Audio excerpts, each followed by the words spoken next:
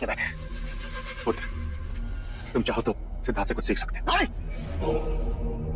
मुझ पे उसका सम्मोहन नहीं चलेगा। कपिल वस्तु के सिंहासन को पाने के लिए मैं अपना पहला पग बढ़ा चुका हूं और मैं अब पलटने वाला नहीं हूं। मेरी सेना वेश बदलकर अजात शत्रु की सहायता के लिए पहुंच चुकी है और अब अजात शत्रु मेरा ऋणी है और मैं जब चाहूं कपिल वस्तु के सिंहासन को घेर लो, महल को चारों ओर से। महाराज बिम्बिसार को बंदी बना हमारे सामने लाया जाए। आ जाओ महल के कोने कोने में और ढूंढ निकालो महाराज को। महाराज, मैं आपकी कब से प्रतीक्षा कर रही थी। आम्रपाली, मैं तुम्हें सचेत करने आया। अजात शत्रु ने मेरे विरुद्ध विद्रोह कर दिया। उसके सैनिक किसी भी समय मुझे ढूंढते हुए आ सकते हैं। महाराजा बिम्बिसार इस दिशा में भी नहीं है। महाराज, महाराज इधर भी नहीं है। तुम हमारे पुत्र जीवों को लेकर यहाँ से तुरंत निकल जाओ। नहीं आम्रपाली, ये भावुक होने का समय नहीं। मेरे गुप्तचरों ने मुझे सूचित किया है कि अजात शत्रु मुझे बंदी बनाकर अपने आप को मगध का राजा घोषित करेगा। लगता है महाराज पलायन कर गए। अर्थात महाराज को पहले से ही हमारे विद्रोह की सूचना थी।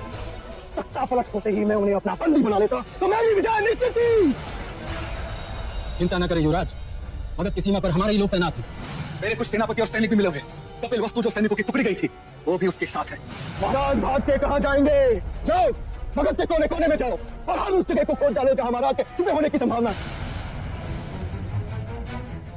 अजात शत्रु अपने शत्रु को पाताल से भी निकाल के लिए आएगा। मैं भी आपके साथ कारागृह चलूंगी पर आपका साथ नहीं छोड़ूंगी। आम्रपाली, ऐसा कोई प्रण मत करो। यदि अजात शत्रु यहाँ आ गया तो तुम्हें हमारे पुत्र जीवक को जीवित नहीं छोड़ेगा। इसलिए जैसा मैं कहता हूँ वैसा ही करो। इस व्यवस्था में आपको छोड़ के। आम्रपाली, तुम्हें मुझ पर विश्वास है? हमारे पक्ष में केवल एक बात है, अजात शत्रु ने इससे पहले तुम्हें कभी नहीं देखा। यदि वो इस महल में तुम्हें ढूंढते हुए आ भी गया तो तुम्हें कभी पहचान नहीं पाएगा। मेरे सैनिक तुम्हें सुरक्षित वैशाली पहुंचा देंगे। यदि आपके सैनिक मुझे सुरक्षित वैशाली पहुंचा सकते हैं तो आप क्यों नहीं चलते? वैशाली क्या हम कहीं दूर चलेंगे? आखिर हम इस राजपाट से क्या लेना? प्रिय आम्रपाली, मैं मगध सम्राट बिम्बिसार हूं। अब तक का जीवन मैंने शीश उठाकर जिया है। यदि मैंने आज पलायन कर दिया तो मैं अपनी दृष्टि में गिर जाऊंगा और उसके पश्चात जो भी जीवन मिलेगा वो धिक्कार के समान होगा। समय बलवान है आम्रपाली। यदि ईश्वर ने चाहा तो हम फिर से मिलेंगे।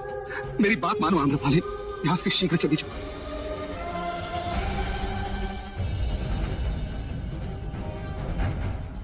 युवराज, हमने मगध का कोना कोना छाना, महाराज कहीं नहीं मिले।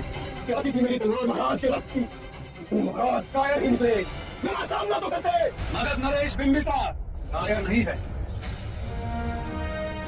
विद्रोहात के प्यासे आंखें खोल और देख कौन आया है।